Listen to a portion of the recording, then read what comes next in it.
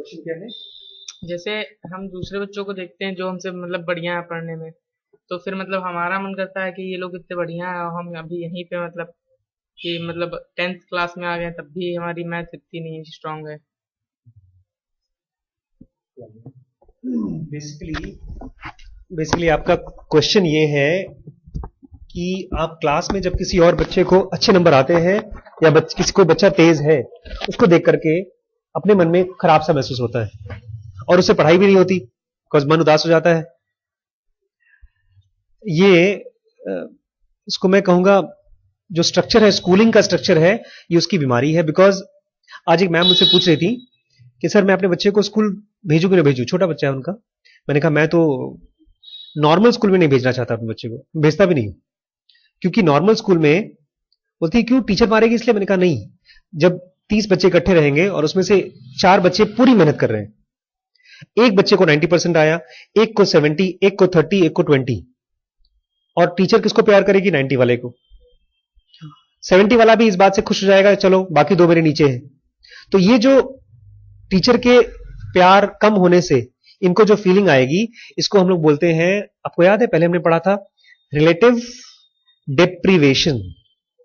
Relative deprivation मतलब जो आपको इमोशनल किक मिलना चाहिए, किस चीज के लिए? जो आपने सीखा है उसके लिए। लेकिन नॉर्मल स्कूलों में जो क्वांट क्या बोलते हैं उसको, चेक क्या करते हैं हम लोग, सैट वगैरह के एग्जाम में क्या चेक होता है? Quantile, qualitative, I don't remember. उसमें क्या करते हैं वो लोग, आपके मार्क्स आउट ऑफ 100 नहीं मिलते, आपको मिलते हैं percentage of maximum obtain marks. मतलब अगर किसी एक एग्जाम में 100 बच्चे एग्जाम दे रहे हैं और जो सबसे ज्यादा हाईएस्ट मार्क्स है वो percentile. Percentile is not percent, percentile is your percent compared to the max highest percent taken. 100 में से अगर किसी बच्चे ने 98 पाया है और आपको 97 मिला है, तो आपको 97% नहीं मिलेगा, आपको आपका परसेंटाइल बढ़ जाएगा। तो इसमें आपकी कंपैरिजन होती है ऐसे बच्चे से। इसके लिए पता है मैं क्या करता था?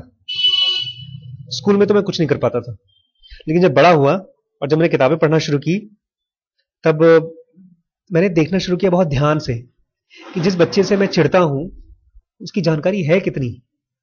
तो मैं हमारे आसपास जितने भी पढ़े लिखे लोग हैं, सो कॉल्ड 90% टॉपर्स, उनसे जाके मैं ऐसी बातें करता था।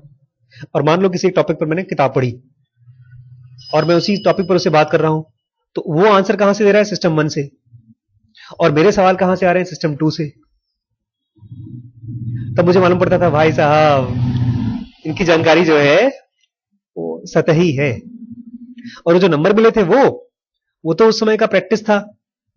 नहीं, कहावत है ना, बेटा जब हम जवान थे ना तब हमको देखते। तो ये जवानी के दिन चल रहे हैं, तो इसमें करें क्या आप? आपको, जैसे मैं राम जी को बोलता हूं, कभी भी छोटी रेस के घोड़े मत बनिए। छोटी रेस में अगर आप जीत जाते हैं तो कोई दिक्कत नहीं है, लेकिन छोटी रेस में जीत करके अगर आप उसको एंजॉय करते हैं तो बहुत बड़ी दिक्कत है, क्योंकि आपको उसका चस्का लग रहा है।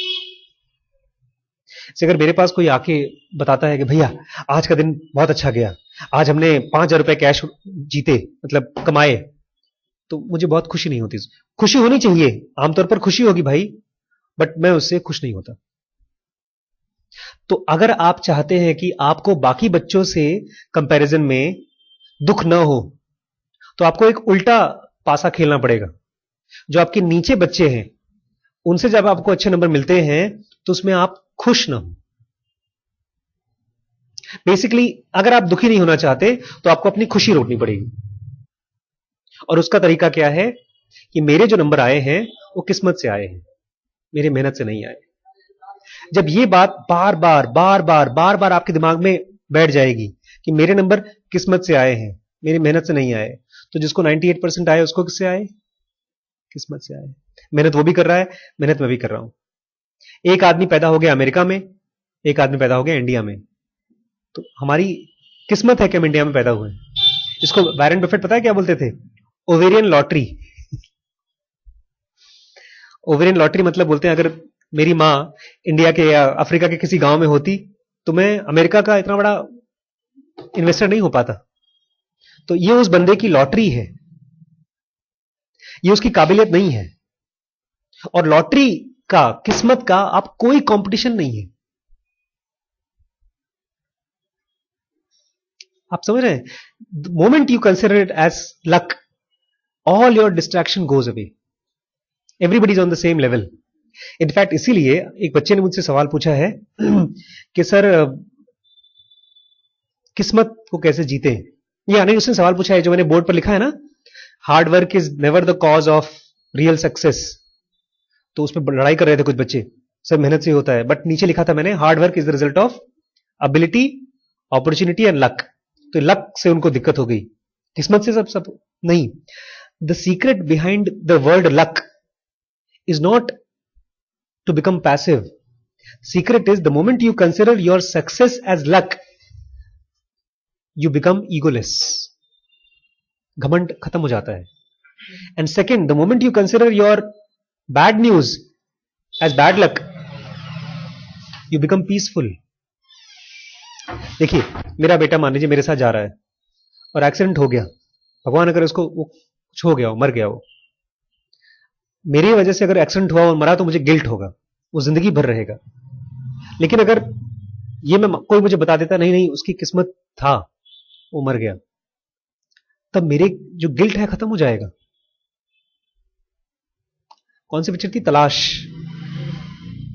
तलाश में लास्ट में ना उसका बेटा उसको बोलता है पापा वो तो so, ये जो बेसिकली जब आप अपने नंबर को उसके नंबर के साथ कंपेयर करते हैं तो आपको सिस्टम 2 का यूज करना पड़ेगा और देखना पड़ेगा ये 90% और 70% क्या ये सचमुच में रिप्रेजेंटेशन है आपका अंडरस्टैंडिंग ऑफ द सब्जेक्ट का?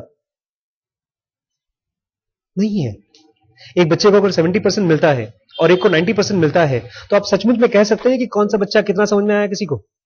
आज मैंने एक बच्चे को 5 नंबर दिए हैं और एक को 9 नंबर दिए हैं, लेकिन क्या जरूरी है कि 5 वाला कम समझा है? ऐसे ही स्कूल के जो नंबर्स हैं वो एक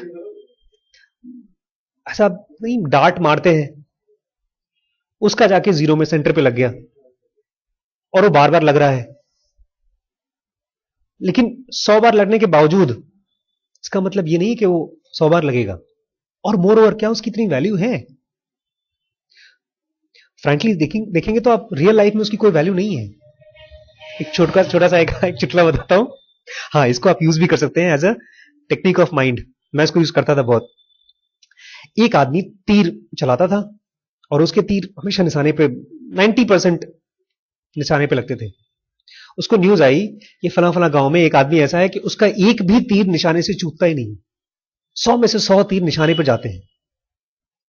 छिड़ गया ये, जाके देखूं। मैं गया उस गांव में, पहुंचा तो उसने देखा गांव में हर पेड़ पे हर दीवार पे एक तीर लगा हुआ है और एकदम सेंटर में, गोल जो होता है गोल के सेंटर में एकदम बीचों बीच में उसने 50 तीर देखे और 50 के 50 सेंटर में लगे हुए। उसको कौन आदमी है? जाके उससे मिला, कैसे यार कैसे चलाते हो, आंख बंद करके कैसे चलाते हो तुम? तुम सीक्रेट नहीं जानते मेरा। बोलता है मैं पहले तीर चलाता हूं बाद में गोले बनाता हूं। ये हंसने में लगता है लेकिन फैक्ट ये है जब आपको नंबर मिल जाए वही 90%। ये है पहले तीर चलाना बाद में गोले। कि जिस दिन आप मरेंगे ना तो उस दिन आप कितने खुश हैं वही काउंट करता है। तो ये समझ लीजिए आज ही मरने वाले हैं। ये अभी हम लोग इमेजिन नहीं कर सकते बिकॉज हम मरने वाले हैं नहीं, लेकिन सचमुच में ये हमारी साइकोलॉजी अलग तरीके से काम करती है। एनीवेज, तो करें क्या आप क्लास में जब आपको फ्रस्ट्रेशन हो, एक को 90 मिला और एक को 70 मिला, आपको 70 मिला तो आप 70 को देखिए और थैंक यू बोलिए, कॉन्शियसली थैंक यू बोलिए, थैंक यू टू लाइफ कि मैंने कुछ किया उसका रिजल्ट ही आया। और अगर फिर भी इससे भी फायदा नहीं हो रहा तो प्रैक्टिस में लाइए कि किसी के मार्क्स पूछिए ही नहीं। Stop worrying about other. कोई बता भी तो बोल ठीक है। हम लोग एक्टिवली जाके खोजते हैं हाईएस्ट किसको मिला, हाईएस्ट किसको मिला। हम लोग उल्टा करते हैं। जॉब में ना हम लोग एक दूसरे से सैलरी नहीं पूछते कि जिस दिन हम अपने फ्रेंड से सैलरी पूछेंगे फ्रस्ट्रेशन आ जाएगी। तो हमारी कंपनी में पॉलिसी है कोई किसी से सैलरी पूछेगा नहीं। मालूम पड़ा एक साल बाद इंक्रीमेंट हुआ, मेरी बढ़ गई 5,000, उनकी बढ़ गई 25,000। तो मेरी 5,000 से उतनी खुशी नहीं मिलती जितना उसके 25,000 से दुख मिल रहा है मुझे।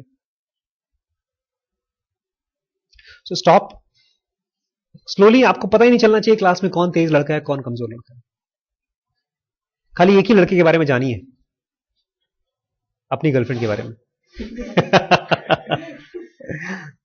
That's it. You are the only person who needs to know about yourself. Zanuga कहती है, if there is anybody about whom you should worry, it should be about yourself. Because आपका जब अपने ही दिमाग पे जोर नहीं चल रहा है, मैं अपने आप को बोलता हूं आशीष भाई आज सुबह 5 बजे उठूंगा, कल मैं नहीं उठ पाता हूं, तो मैं इसकी क्या चिंता करूं कि सामने वाला उठ रहा है कि नहीं उठ रहा है, और उसके बारे में कितना भी सोचूं मैं तो नहीं उठ सकता। इनफैक्ट उसके बारे में सोचकर मैं नहीं उठ सकता हूं उल्टा। और जब सुबह उठता हूं और मुझे लगता है यार राम जी तो सुबह उठ करके योगा कर रहे होंगे, तो मेरा लगता है कि सो ही जाओ। सोचिए ना, जिस समय आप किसी के बारे में सोच रहे हैं तुरंत एक रिफ्लेक्स पैदा होता है दिमाग में, and that reflex pushes you down on the bed. मैं देखता था घड़ी में सुबह 5 बजे नींद खुलती है, थोड़ा सा सो लें, लेकिन जब 7 बजे नींद खुलती है तो लगता है अब तो सो ही लें। और उसमें भी अगर 7 बजे मुझे नींद में ये आ रहा है कि आज की रेस में वो तो जीत चुके हैं, तब तो और सो जाओ। कछुए और खरगोश की रेस से क्या सीखते हैं आप? खरगोश ही चिंता रहता था कि कौन कहां आगे बढ़ा के नहीं, कछुआ तो अपना चल रहा है, उसको मतलब वो बेचारा, आप ही जान लीजिए कि आप कछुआ ही हैं, आप खरगोश की बराबरी कभी नहीं कर सकते, तो आप अपनी पेस पर धीमे धीमे चले। अल्टीमेटली पहुंचना तो विनिंग पोस्ट पे है ना, बैंक में पैसा डालना है, यही तो चाहिए। 90% वाला भी उतना ही कमाता है जितना 100% वाला और जितना 70% वाला। लेकिन ये जो उस पैसे को एंजॉय करने का जो माइंड चाहिए, वो फर्टाइल ग्राउंड की तरह होता है। बहुत बार ऐसा होता है जब हम इस हैबिट में जुड़ते जाते हैं कि उसका कितना मेरा कितना, तो हमारी जो किसी भी चीज को एंजॉय करने की जो माइंड की कैपेसिटी है, दैट बिकम्स हार्डन्ड।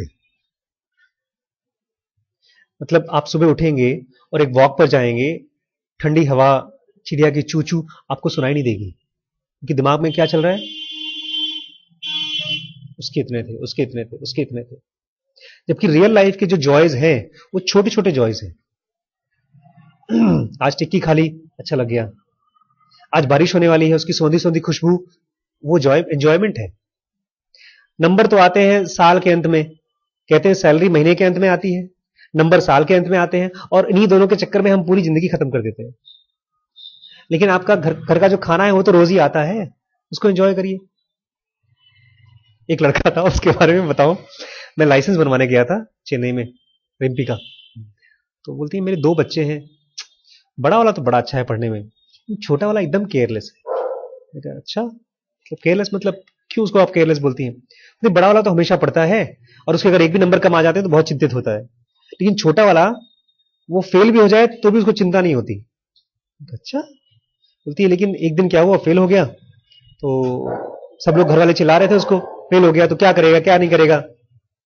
मुझे लगा सब चिल्ला रहे हैं, उसकी माँ ने कहा, तो मैं उसको बेचारे को प्यार से बोलूं कि बेटा कोई बात नहीं, चिंता मत करो, सब ठीक हो जाएगा। मैंने उसको समझाया बुझाया, तो उसकी माँ बोलती है, फिर पता है उसने क्या किया?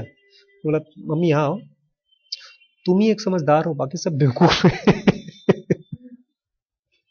मतलब देखो, वैसे भी अपनी जिंदगी में कुछ ना कुछ तो कर ही लूंगा, नहीं होगा तो अखबार में नौकरी कर लूंगा, बहुत नौकरी निकलती है, प्रेस रिपोर्टर बन जाऊंगा, जर्नलिस्ट बन जाऊंगा, कुछ ज्यादा नहीं चाहिए, आईक्यू नहीं ज्यादा चाहिए। दैट पर्सन जिसको अपने नंबर्स कम होने से दिक्कत नहीं हो रही है, ही इज द विनर। और जिसको नंबर ज्यादा होने में मजा आ रहा है, ये समझ लीजिए उसका 1 नंबर कम आएगा, उसको उतना ही दुख होगा जितना फेल वाले को होगा इन दुख। You get my point? So you have to start finishing your joy with marks. उसको आप ले आइए यहां पर, on clarity of a subject. किसी भी टॉपिक को जब आप पढ़ते हैं, उसको समझ में आता है, तो स्टार्ट स्माइलिंग। खान एकेडमी में एक लेक्चर है, ही सेज अगर इस वीडियो को देख करके if you don't go mad, this means you are really fool. He is basically talking that you should enjoy the process of learning rather than just marks at the end. पता है, अगर आप marks के लिए अगर आप enjoy कर रहे हैं तो कैसा है? प्यार मोहब्बत कर रहे हैं और गिन रहे हैं कि टोटल हमारे 70 किस हो गए, तुमने कितने किए थे? तुमने 5 किए। मेरी गर्लफ्रेंड से देखो 70 किए थे। जिस मोमेंट में आप उस मोमेंट को नहीं एंजॉय कर रहे हैं, आप बनिए की तरह गिनती कर रहे हैं कि कितने गिने। आज एक बेचारा अल्ट्रासाउंड कराने आया था, उसको पूछा बच्चे कितने हैं, उसको पता ही नहीं बच्चे कितने हैं उसके। 12 है नहीं तो कितने हैं, गिनती नहीं होता उसको। He is enjoying the process of giving birth. कम से कम 12 बच्चे थे और जुड़वा थे उसके पेट में, और जुड़वा थे। मैंने कहा जाओ 14 बच्चे हो जाएंगे तुम्हारे।